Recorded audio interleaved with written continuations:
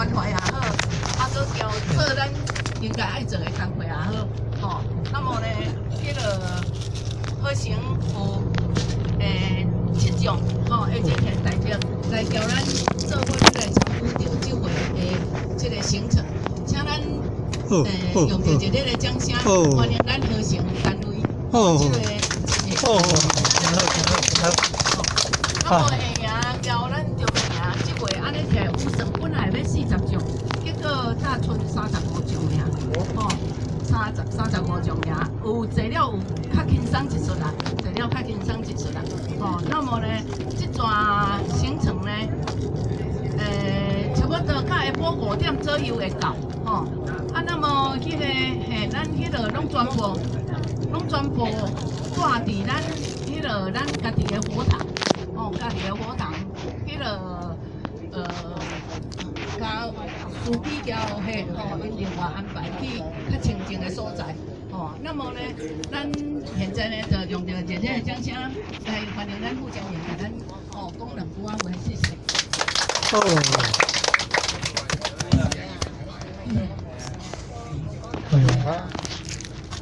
咱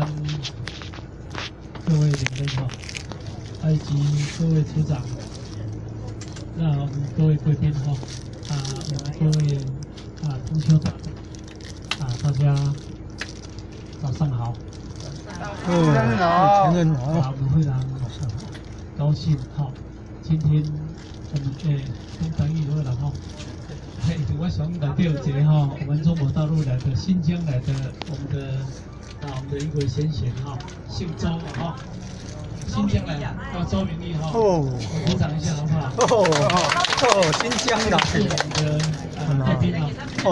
就是从俄罗斯来的，乌鲁木齐，这个俄罗斯呢，乌鲁木齐，他是从新疆啊。那新疆在禁区就是金湖县哈，那新疆在禁区还有400公里，他们靠近苏联的哈，他们靠近苏联，那所以有这么因缘哈，我们今天能够在车上相聚，就是一个非常难得的一个缘哈，所以你看，新疆我们就要坐5、6个小时，在禁区还有400公里。400公里之前呢，他们没有那个高速公路啊。我听说他们要坐1天1夜啊。新疆禁区要坐1天1夜，才能够到他们的金湖县去哈。所以可见靠近苏联哈，他们遥远。所以无论是天涯海角哈，能够在这里相聚，就是一个非常好的一面。那当然，我们今天呢也在。周小姐邀请我们2位贵宾哈，一位是我们的严先生，那一位是我们的严太太哈，热烈掌声一下哈。那当然其实就是我们的同修哈。那当然我们今天能够到花莲一路要用掉差不多8个小时、19个小时。如果在早年，我们1年1个月走花莲2趟差不多7个小时左右7个小时，因为我们开车有做的就是这种走。那当然休息的时间不长休息时间不长。那我们下去是下次尿尿上睡所以我们的行程就比较快。那今天呢，行程就比较慢一点，因为我们游览车嘛是团体的行动。那在团体的行动过程之中，难免我们下车上车，过程之中难免会有delay一下哈。那我们预计今天从滨海公路从滨海公路那走海线的到台东走海线，那海线的风景是非常漂亮哈。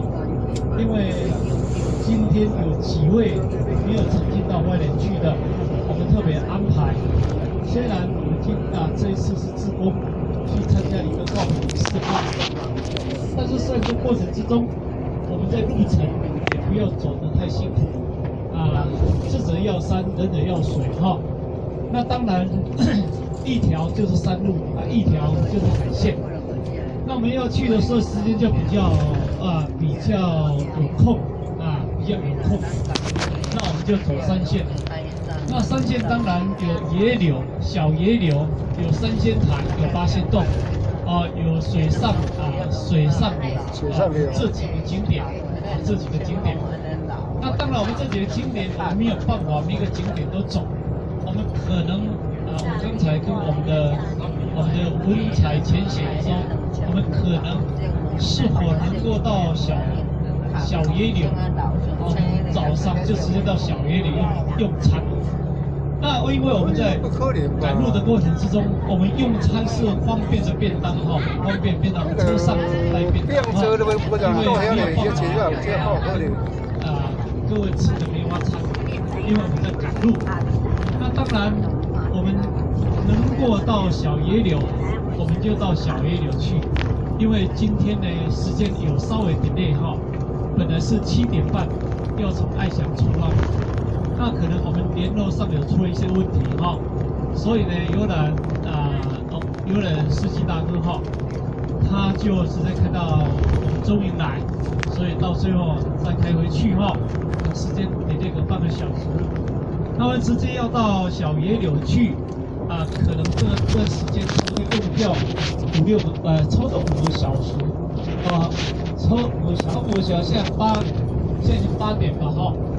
8点到5个小时，我们到那边去要一点。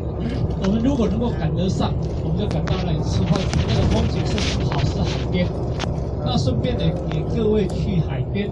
走一走、看一看。我刚才说讲的哈，仁者要水哈，仁者要水智者要山。那回来呢，那我们就从山线。那山线呢，因为时间就比较短，因为山线哈，因为是没有看到海的哈，要看到海，要从台东以南才能够看到海，台东以北如果走山线，我们就没有办法看到海只看到山了哈。所以换句话说，一趟给大家看海的这么一个美景，尤其今天早上风和日丽哈太阳非常的光照这个秋风气爽哈大家用着非常快乐心情来欣赏台湾最美丽的这个岛，就是宝岛哈最美丽的宝岛所以我们今天用的一个非常愉快的心情，我们走这一趟的一个理由。那这个是第一点。那第二点呢，我们今天有一个很深的意义在里面。为什么呢？因为我们今天最主要就是参加于花莲一个老菩萨的公祭。这个老菩萨呢，因缘际会呢，或许用一个简单跟各位做一个简单的报告。这个人呢，叫做姓吴的哈，我们就叫他花莲阿爸大家都知道花莲阿爸哈。真的是花莲阿爸呢，跟我没有亲戚的关系。我们为什么叫他花莲阿爸呢？因为早年我在30年前，我们前人在35年前、40年前就到花莲去开荒道路哈。去就住到了一家人哈。然后这位老菩萨呢，之前是在码头花莲港的码头专门在运送搬送一个码头工人。因为这个人是很老实他一路走来不论是能够敦亲睦邻能够是一个非常善良的一个人。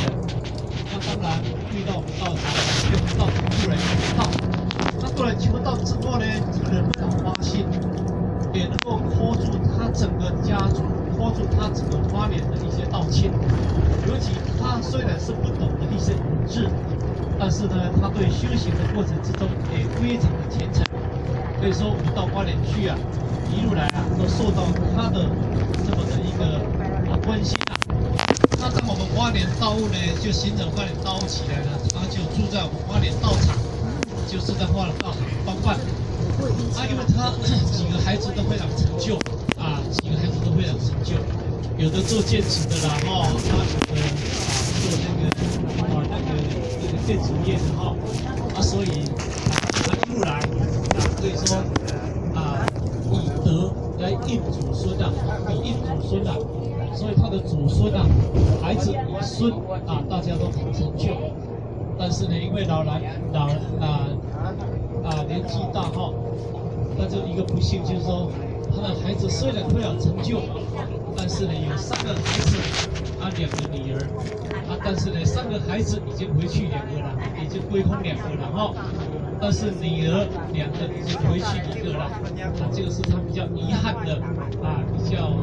心疼的一个过程。那这个事也没有办法了那当然这个老菩萨呢，因为今年可能是88岁88岁那一路来我们对他非常的感恩，也非常的追溯。为什么呢？因为他一生来为道牺牲，为道奉献。所以我们今天是抱着一种感恩的心情，一种追视的心情来对这位老菩萨最后的一个送别。换句话说，我们今天抱着感恩的心到花莲来。那当然，人天下没有不散的宴席，人来到人间，没有一个说不离开这个世间的。所以或许师上讲说，树木有生至什么异昧，房屋有生至坏空，人呢有生老病死，这个是过程的当然，我们看到绿油油的树木，它也有生，生就是活起来住它就是能够长得很漂亮义它会变化的，也就是从小它变成一个很大棵的树。昧有一天它也会死掉了这个是站在树木的一个观念。那如果我们今天站在一个房屋就是生住坏空，生我们把它建起来了成住坏空，成住坏空。那当然房屋呢，物质成住坏空，念头生住意念，人身体生老病死变化。日本有一个脸谱它里面有一栋500年的一个